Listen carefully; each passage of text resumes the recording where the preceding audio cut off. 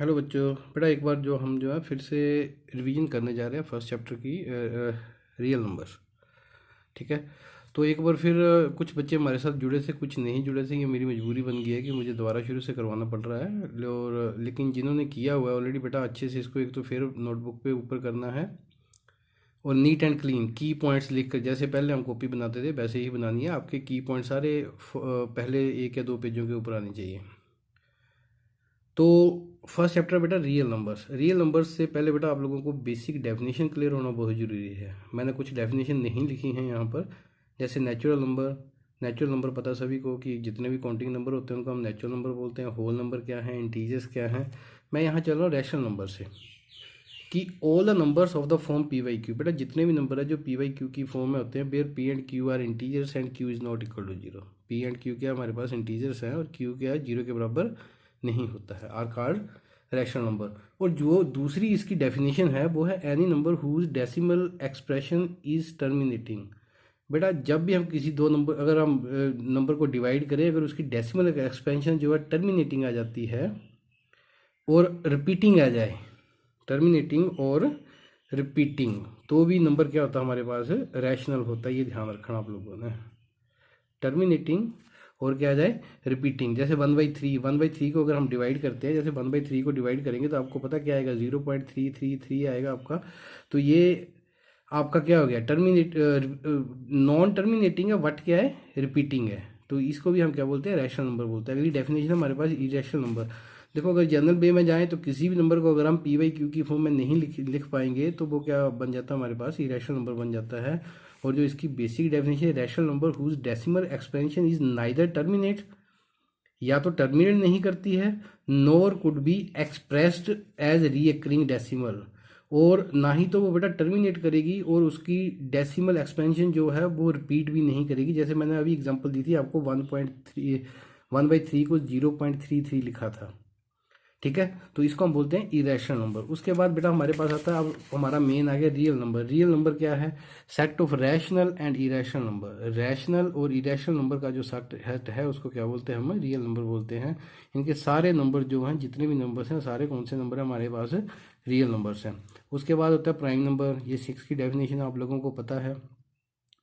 Number having exactly 2 factor, जिसके 2 factor होते हैं उसको क्या बोलते हैं, हम प्राइम नंबर बोलते हैं। ठीक है, अब ये देखो इसका कुछ है बेटा, ये ध्यान रखना, एग्जाम में बहुत क्वेश्चन आते हैं इससे रिलेटेड।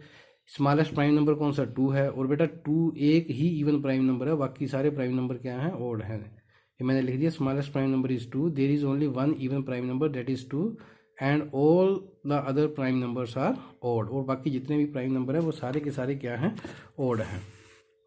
उसके बाद कंपोजिट नंबर क्या है, number having more than 2 factor. बेटा जिसके 2 से ज़्यादा फैक्टर होते हैं उसको हम क्या बोलते हैं, कंपोजिट नंबर बोलते हैं। स्मॉलेस्ट कंपोजिट नंबर क्या है, 4 है और ये इवन है।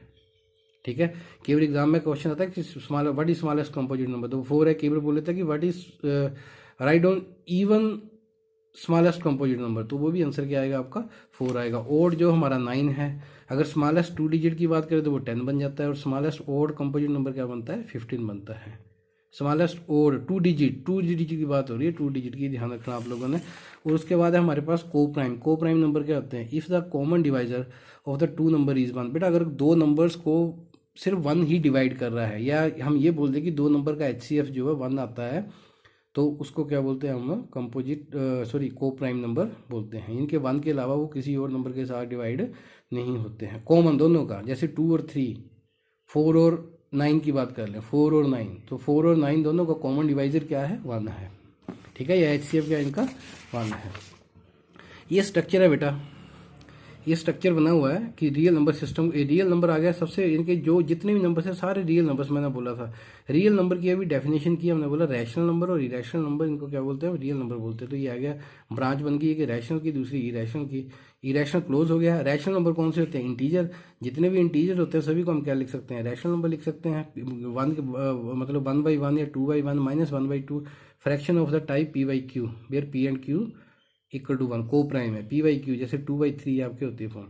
ठीक है, इंटीजर में क्या क्या आता है आपके पास, नेचुरल नंबर आता है, जीरो एंड नेगेटिव इंटीजर्स। ये आपका क्या बन गया, पूरा नंबर सिस्टम बन गया। अगर आपको ये फिगर का नॉलेज है तो आपको ये पता चल जाएगा। जैसे इंटीजर डिफाइन करना होगा तो आप बड़ी आसानी से बोलोगे ऑल द काउंटिंग नंबर, क्योंकि नेचुरल नंबर को हम क्या बोलते हैं, काउंटिंग नंबर बोलते हैं। All the counting number with their negative and zero. तो ये ऐसे जैसे रैशनल नंबर डिफाइन करना है तो any number of the form of P by Q, real number करना है कि set of rational and irrational number. Rule to identify, बेटा आपको कैसे पता चलेगा कि कोई भी रैशनल नंबर जो है वो इरेशनल है या रैशनल है, रियल नंबर जो रैशनल है या इरेशनल है। तो सबसे पहले आपने क्या करना है, जो भी आपको नंबर दिया गया है उसकी डेसिमल एक्सपेंशन फाइंड आउट करनी है। Find the decimal expansion of the real number. जैसे 1/2 था तो आप डिवाइड करोगे तो 0.5 आ जाएगा, 1.3 होगी तो 0.33 आ जाएगा। If the decimal expansion is terminating और रिपीटिंग, जब आपने दो नंबर को डिवाइड कर दिया अगर उसकी डेसिमल एक्सपेंशन टर्मिनेट होगी और रिपीट होगी then the real number is rational number, तो उसको क्या बोलते हैं, रैशनल नंबर बोलते हैं। But if the decimal expansion is non terminating, अगर डेसिमल एक्सपेंशन नॉन टर्मिनेटिंग और नॉन रिपीटिंग हुई then the real number is irrational number. ठीक है, अब ये छोटा सा एल्गोरिथम क्या होता है बेटा, किसी भी काम को ठीक है सिस्टमेटिक वे में करना वो एल्गोरिथम बोला जाता है। जैसे मान लो आपको खाना बनाना है, रोटी बनानी है, तो पहले आप आटा लोगे, छानोगे उसको, परात में छानोगे, पानी डालोगे, तो ये पानी डालोगे, गूंदोगे, उसके बाद आपकी रोटी बनेगी। ये तो नहीं पहले रोटी बन जाएगी बाद में सारा काम करोगे। किसी भी काम को सिस्टमेटिक वे में करना वो एल्गोरिथम बोला जाता है। उसके बाद लेमा है। लेमा बेटा प्रूवन स्टेटमेंट होती है और इसको यूज़ किया जाता है दूसरी स्टेटमेंट को प्रूव करने के लिए। ये आपका इंपॉर्टेंट पार्ट है, अभी शुरू हुआ आपका इंपॉर्टेंट पार्ट, ये आप लोगों को याद करना है, इंपॉर्टेंट है ये। Euclid's division lemma. Euclid's division lemma क्या है, for the given positive integer A and B, बेटा अगर दो पॉजिटिव इंटीजर होंगे A and B, there exist unique integer Q and R satisfying A equal to B Q plus R where 0 less than R less than B. ये आपको याद करना है बेटा। यहाँ पर बेटा जो डिवीजन मेथड डिवाइड कर रहे हैं नंबर्स को, ए को डिवाइड किया बी के साथ, जब ए को बी के साथ डिवाइड करोगे तो एक आपका क्वोशंट आता है, एक क्या आता है, रिमाइंडर आता है। क्वोशंट को मैं क्यू के साथ लिख रहा हूँ, रिमाइंडर को किसके साथ लिख रहा हूँ, आर के साथ। तो dividend equal to divisor into quotient plus क्या आता है, रिमाइंडर। ये आप लोगों को याद रखना है और ये बहुत इंपॉर्टेंट है बेटा। ये इंपॉर्टेंट है, एग्जाम में कभी कभी इसकी स्टेटमेंट पूछ लेता है 1 नंबर में 2 नंबर में कि राइट इक्वली डिवीजन लेमा। ये कई बच्चों को ये नहीं पता होता कि डिवाइजर कौन सा होता है, डिविडेंड कौन सा होता है। मैंने एक छोटी सी एग्जांपल ली है, 5 को डिवाइड किया मैंने 3 के साथ, ये लिख दिया, इधर डिवाइजर बन गया, ये डिविडेंड बन गया, ये क्वोशंट बन गया और नीचे क्या आ गया, रिमाइंडर आ गया। बेटा एक चीज़ और करनी है, अगर मान लो यहाँ पर 4 आता तो आप दोबारा डिवाइड करते। हम डिवीज़न तब तक चालू रखते हैं जब तक जो रिमाइंडर है वो डिवाइजर से क्या ना आ जाए, छोटा ना आ जाए। अब देखो यहाँ पर रिमाइंडर 2 आ गया, डिवाइजर कितना 3 है, छोटा आ गया, तो हम डिवीज़न बंद कर देंगे, या तो 0 आना चाहिए। ठीक है, तो ये ध्यान रखना आप लोगों ने, जो रिमाइंडर है वो या तो 0 के बराबर होता है या जो डिवाइजर होता है उससे हमेशा क्या होता है, छोटा होता है। ये भी इंपॉर्टेंट है बेटा। अब इक्वली डिवीजन लेमा का यूज़ क्या है, Euclid's division lemma use to find out HCF between 2 और मोर नंबर्स, 2 या 2 से ज़्यादा नंबर्स के बीच में HCF को फाइंड आउट करने के लिए यूज़ किया जाता है।